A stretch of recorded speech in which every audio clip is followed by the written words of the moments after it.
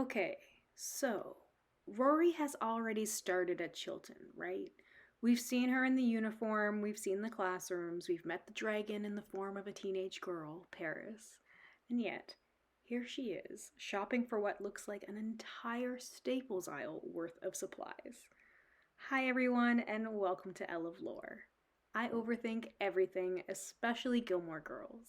This is my version of pausing, rewinding, and spiraling, asking all the little questions I can't let go of.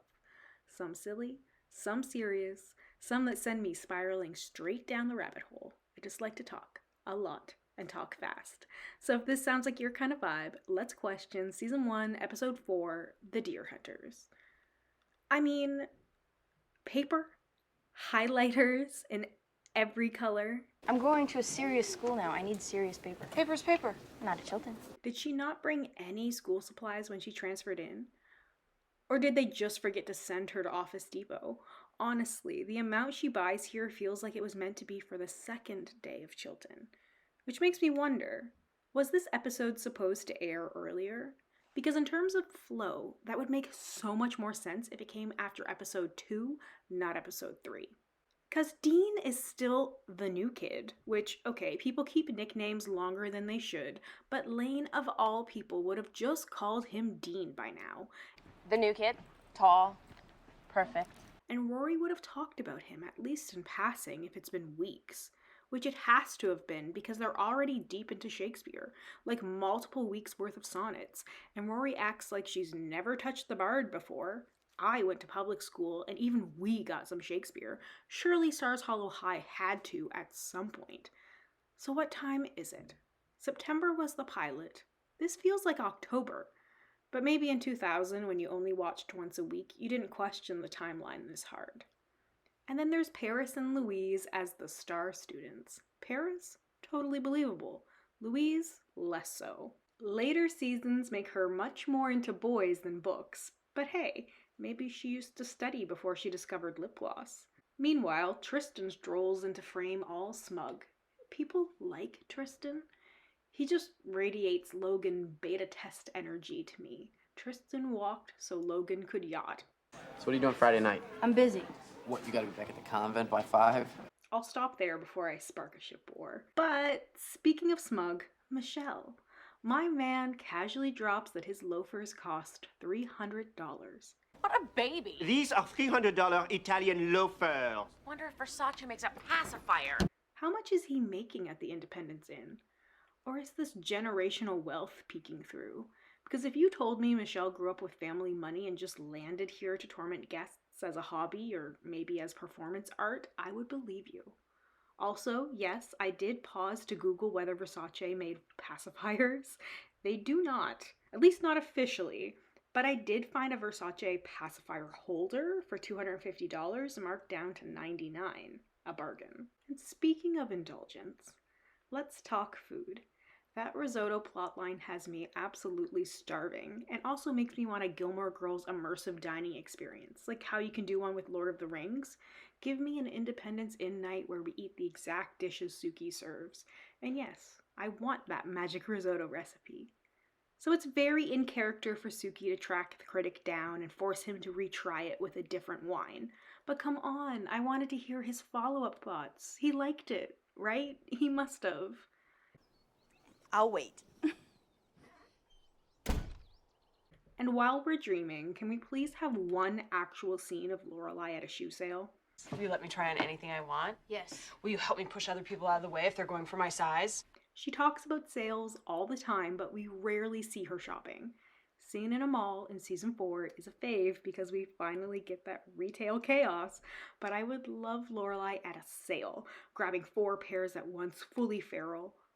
Listen, Lorelai at all these sales would totally explain her wardrobe. And back to the inn. We need to talk harp again. Imagine Black Sabbath or Pat Benatar on harp as the signature sound of the Independence Inn. A missed opportunity.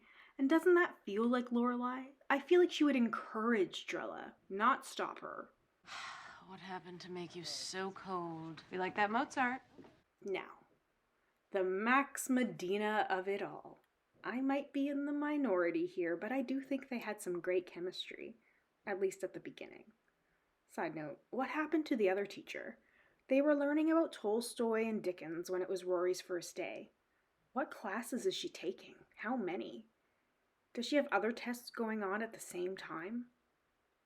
Lorelai asks, totally deadpan, if parents can come to the big test at Chilton, which you laugh, but also she might.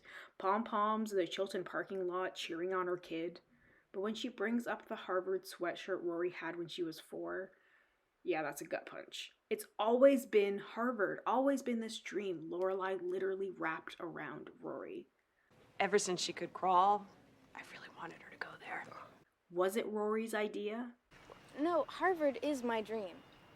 I want it more than anything, I swear. But Rory wanted so badly to make her mom proud. It hurts, honestly, knowing we never get to see Harvard Rory. Imagine what a different world that would have been. And here's a bigger point. Ivy League dreams are a luxury. You don't just get in because you're smart. You need money, family support, connections. Gilmore Girls touches the surface of all of this, of that question of privilege, but it doesn't dive in. That's a whole separate video essay, and if you want me to go there, let me know. For now, let me pivot to wardrobe. Lorelai wears this skirt suit with a graphic tee, and it lives rent-free in my brain. Whimsy plus professionalism equals peak Lorelai. This is who I want to be and often emulate. And she says she's not a B-52s girl, but come on. She is, right? She absolutely is, at least ironically. Meanwhile, Rory is getting absolutely bodied by Paris, who comes at her with Shakespeare Sonnet 116 like it's a steel chair in a WWE match. You're going down. It feels a little sudden, honestly. I wish we'd had a bit more buildup of Paris as Rory's nemesis before this, because Rory is really drowning. Studying with Lorelai instead of Lane, who could have quizzed her, was maybe not the move. And also, Lorelai, Sonnet 99 has 15 lines. Just saying. Not everything was right. Rock on, sister. Really? Not one mistake. Maybe needed a little bit of fact-checking in this episode. I actually didn't note who wrote this. And now I need to check. We're gonna do it live as I'm recording. Because I don't know why I didn't think about it until like this very moment. This is how this works sometimes. Show me the episode. The Deer Hunter. It's written by Jed Seidel. Wikipedia says that he wrote episodes of Northern Exposure, Deadly Games, Felicity, and Veronica Mars. Only wrote one episode of Gilmore Girls. Okay. Well, that was a little tangent, but here we go. We discovered the writer who wrote one episode of Gilmore Girls, similar to our last writer, but was also involved in Dawson's Creek, so it seemed to be some sort of WB crossover, perhaps. Sometimes I can just keep questioning things over and over and over again. Anyway, moving on. Then there's test day. They've stayed up all night and somehow forgot to set an alarm. Lorelai, sure, okay, her fuzzy clock barely functions, but Rory? Miss, I color code everything. She doesn't have a daily alarm already. I call shenanigans. And then, of course, the deer. Oh my god! Are you alright? I just got hit by a deer! Iconic. Absurd. And also, would Chilton really give zero grace for a car accident? What if she'd been sick? Not one makeup option? That is life, and that is Chilton. Still, the payoff is so good. Rory snapping in class, parallel to Lorelai's later oh-so-eloquent takedown. What's up, Quippy? Why so silent? I added that. Wouldn't want you to get in trouble with Il Duce here. The mother-daughter moments are my favorite when they hit like that. And then Max Medina swoops in with extra credit. Totally because Rory is deserving, and definitely not because he's busy making eyes at her mother. Nope, definitely not. And if your mother's listening, Lorelai, it was a pleasure encountering you. I hope it happens again. And that, right there, is Gilmore Girls in a nutshell. Privilege, timing weirdness, dream wardrobes, and dream food. If you have your own questions about this episode, or answers, or theories, drop them in the comments. Don't forget to subscribe and spiral along with me. So, until next time, I'll be over here waiting for my risotto while digging into the next episode. Thanks for watching. Bye. That is chocolate covered death. With a creamy caramel surprise.